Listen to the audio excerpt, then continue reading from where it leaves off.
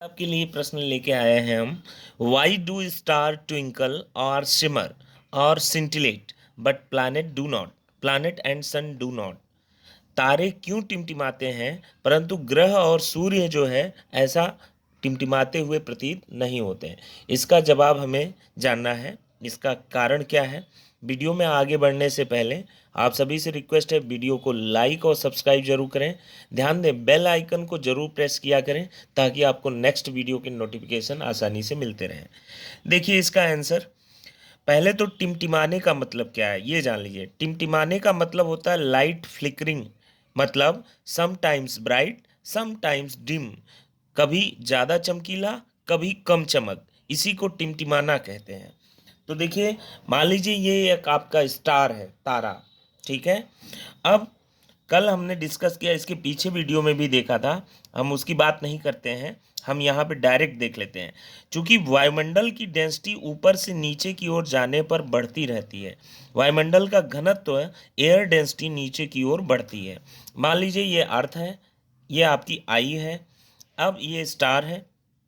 होता क्या है, स्टार से जब किरण आपकी चलती है, अभी ये वैक्यूम में चल रही है मान लीजिए, निर्वात में, और जैसे ही आपका वायुमंडल का पहला लेयर आता है, वायुमंडल आती है, एटमॉस्फेयर आपकी स्टार्ट होती है, ये किरण वैक्यूम से डेंस में जाएगा, अब विरल से सघन में जा रहा है, यहाँ वायुमंडल है, तो ये नॉर्मल की ओर क्या हो जाएगा, नॉर्मल है मान लीजिए, तो ऐसे सीधे ना जाके ये नॉर्मल की ओर बेंड कर जाएगा, ऐसे जाएगा।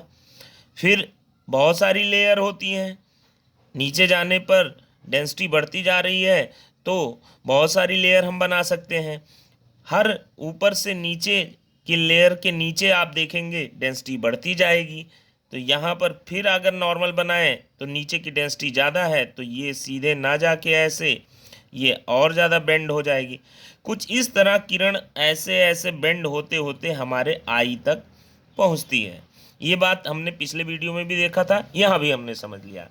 तो स्टार से जो रे है वो लगातार बेंड होते होते हमारे आँख तक पहुँचती है, नीचे की ओर डेंसर मीडियम है और हमारे आँख तक बेंड होते होते नॉर्मल की ओर पहुँचती है हमारी आँख तक ये किरण, ठीक है। अब देखिए, मान लीजिए कि ऐसे करके आपके पास मैंने 5 किरणें लिए हैं, रेड वाली, ब्लू वाली, आपकी स्काई ब्लू, उसके बाद आपका ग्रीन, फिर येलो। 5 रेज आपकी आंखों तक इस तरह से आ रही हैं। देखिए धीरे धीरे सारी बेंड होते होते आपकी आंखों तक आ रही हैं। आपको स्टार दिखाई दे रहा है।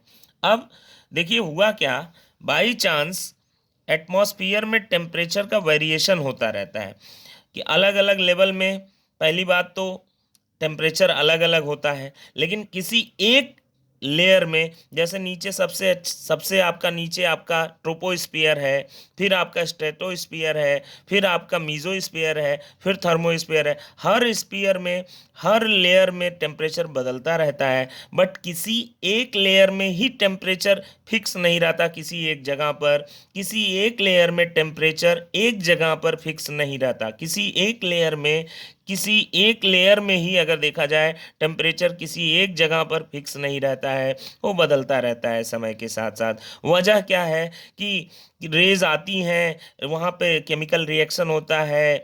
फॉर एग्जांपल मान लीजिए कि आपका स्ट्रेटोस्फीयर में ओजोन है, ओजोन अल्ट्रावायलेट रे को किसी जगह पर एब्जॉर्ब कर लिया, तो वहाँ पे टेम्परेचर इंफ्रारेड प्रोड्यूस करेगा, उसके बदले में तो टेम्परेचर वहाँ इंक्रीज कर गया। टेम्परेचर यहाँ बढ़ गया, मान लीजिए अचानक से यहाँ बढ़ जाएगा टेम्परेचर, मान लीजिए बढ़ गया इस जगह पर, तो क्या होगा, टेम्परेचर बढ़ने से यहाँ जो एयर डेंसिटी है वो एयर एक्सपेंड कर जाएगी, हवा एक्सपेंड करेगी, तो हवा फैल जाने की वजह से यहाँ पर थोड़ा अब डेंसिटी पहले की तुलना में कम हो जाएगी। अभी भी ऊपर से ज़्यादा रहेगी डेंसिटी, बट थोड़ी सी कम हो जाएगी। तो जो रेड वाली किरण है जो अभी ज़्यादा झुक रही है, वो ऐसे करके अब कम झुकेगी। अब ऐसे करते हुए वो आपके आँख के रेंज से बाहर चली जाएगी, यहाँ चली जाएगी। अब आपके आँख पर, फिर से मैं कह रहा हूँ, यहाँ टेम्परेचर बढ़ गया, टेम्परेचर इस लेयर के नीचे बढ़ गया, नीचे बढ़ जाने से एयर एक्सपेंड हुआ, एयर फैलने से डेंसिटी थोड़ी कम हुई, तो अब ये कम सघन हो गया, कम डेंस हो गया। तो जो पहले ज़्यादा डेंस की वजह से ज़्यादा बेंड हो रही थी, अब वो कम बेंड होगा। अब कम बेंड होगा तो ऊपर से ही निकलेगा ये रेड लाइट, और यहाँ पे आपके आई के रेंज से बाहर चली गई। अब आपकी आंख पर केवल और केवल 4 किरणें आ रही हैं, पहले 5 आ रही थी, अब केवल कितनी किरणें आ रही हैं? 4 किरणें आ रही हैं। तो आपकी आंख पर अब कम किरणें आ रही हैं, कम चमकीला महसूस होगा, डिम हो जाएगी स्टार की लाइट। और थोड़ी देर बाद क्या हुआ, बाई चांस यहाँ टेम्परेचर फिर से इक्विलिब्रियम में हुआ, फिर से नॉर्मल हो गया, तो फिर से यहाँ डेंसिटी एयर बढ़ जाएगी। फिर ये अब ज़्यादा बेंड होने की वजह से फिर पाँचों फिर किरणें आपके आने लगेंगी, 4 से बढ़ के फिर 5 हो जाएंगी। तो मान लीजिए अब क्या होगा, अब जो है चमकीला ज़्यादा आपको स्टार दिखाई देगा, फिर 5 से घट के 4 हो जाएंगी कभी, तो आपको डिम दिखाई देगा, फिर 4 से 5 हो जाएंगी किरणें, किरणें बढ़ने से चमकीला दिखाई देगा। इस तरह से स्टार आपको कभी ज़्यादा चमकीला, कभी कम चमकीला दिखाई देता है, इसी को टिमटिमाना कहते हैं। तो रीजन में आप क्या लिखेंगे? इसका रीजन बेहद सिंपल है। रीजन क्यों है, तारे क्यों टिमटिमाते हैं? 2 कारणों से। पहला तो जब स्टार से किरण चलती है तो उसका वायुमंडल के विभिन्न परतों से, लेयर से उसका अपवर्तन होता है, रिफ्रैक्शन होता है। रिफ्रैक्शन आप लिखेंगे कि पहले तो उसका रिफ्रैक्शन होता है। रिफ्रैक्शन के दौरान वायुमंडल में किसी स्थान पर तापमान और घनत्व आपका दोनों ही बदलता है, टेम्परेचर एंड डेंसिटी दोनों ही चेंज होता है किसी स्थान पर। जैसे ही किसी स्थान पर चेंज होता है तो किरणों के झुकाव में, बेंडिंग ऑफ रे में चेंजेस होते हैं, किरणों के डायरेक्शन में चेंजेस होते हैं, जिससे कि आँख पर आने वाली प्रकाश की इंटेंसिटी में चेंजेस होते हैं, प्रकाश की तीव्रता में चेंजेस होते हैं, प्रकाश की तीव्रता में चेंजेस होते हैं। इसी को हम टिमटिमाना कहते हैं, इसी को हम ट्विंकलिंग ऑफ स्टार कहते हैं। बस आपको इतना ही लिखना है एग्ज़ाम में। तो मेरी बात समझ में आ गई होगी कि रीज़न में ये लिखना है। अब सवाल ये उठता है कि आपके तारे टिमटिमाते हुए दिखते हैं बट सन या कोई प्लैनेट नहीं। जवाब सिंपल है, तारा एक बिंदुवत स्रोत की तरह होता है, पिन पॉइंट सोर्स की तरह होता है, बहुत दूर होता है, फॉर अवे होता है, इसीलिए पिन पॉइंट के जैसा होता है। जबकि सूर्य और ग्रह तारे की तुलना में हमारे काफ़ी पास हैं, तो एक सूर्य को हम या प्लैनेट को लाइक डिस्क ट्रीट कर सकते हैं, एक डिस्क की तरह मान सकते हैं जिसके अंदर बहुत सारे तारे हैं। अब देखिए, मान लीजिए स्टार से अभी 4 किरणें आ रही हैं, 4 किरणें आ रही हैं। अब ये 4 किरणें घट के मान लीजिए 3 हो गई, तो हाँ फिर 3 से 4 हो जाएंगी, तो हमें ये टिमटिमाता हुआ नजर आएगा। बट सन के केस में क्या होगा, मान लीजिए किसी स्टार से 4 किरणें हैं अभी, और घट के 3 हो गई, डिक्रीज होके फिर 3 से 4 हो गई, तो ये इस जगह से टिमटिमाना तो महसूस हो रहा है।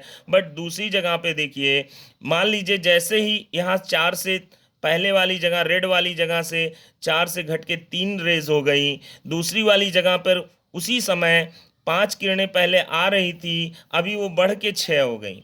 एक जगह घट रही है, दूसरी जगह बढ़ रही है किरणों की संख्या। तो जैसे ही एक जगह फिर से बढ़ेगी तो दूसरी जगह फिर से घट जाएगी, 6 से 5 हो जाएगी, तो नलीफाई इफेक्ट हो जाएगा। यहाँ पर नेट इफेक्ट आपका ऐसा दिखेगा कि मान लीजिए कि एक जगह रोशनी कम हुई, दूसरी जगह सन के किसी पॉइंट से रोशनी बढ़ जाती है, तो नेट इफेक्ट नलीफाई हो जाता है, हमें सन टिमटिमाता हुआ नज़र नहीं आता है। मेरी बात आप समझ रहे हैं? किसी एक, और ये भी आप ऐसे भी बोल सकते हैं, किसी एक पॉइंट से अगर रोशनी कम भी हो जाती है, चूंकि सन में बहुत सारे पॉइंट्स स्टार के हैं, तो अदर पॉइंट्स की वजह से उतना इफेक्ट नहीं पड़ेगा जितना कि एक पॉइंट उससे रोशनी पहले से ही कम आ रही है, दूर है, तो उससे जो है किरणें घटने बढ़ने से फर्क आपको पड़ेगा। बट चूंकि सन के केस में इतने सारे स्टार हैं, कोई एक तारे की रोशनी कम भी हो जाएगी तो उतना इफेक्ट आपको इग्नोर किया जा सकता है, आपको पता नहीं चलेगा। इसलिए सन टिमटिमाते हुए महसूस नहीं होते हैं, जबकि तारे महसूस होते हैं, क्योंकि तारे दूर हैं और साइज में स्मॉल हैं, उनसे आने वाली रेज भी, संख्या भी बहुत ही सीमित है। और जबकि सन से आने वाली या प्लैनेट से आने वाली रेस की संख्या बहुत ज़्यादा है, एक दो किरणें कम हो जाती हैं, तो उससे हमें सन के टिमटिमाने का प्रभाव नहीं महसूस होता है। ठीक है, आपको उम्मीद है वीडियो पूरी तरह से समझ में आया होगा इस सवाल का आंसर। वीडियो को लाइक और सब्सक्राइब जरूर करें। Thank you so much.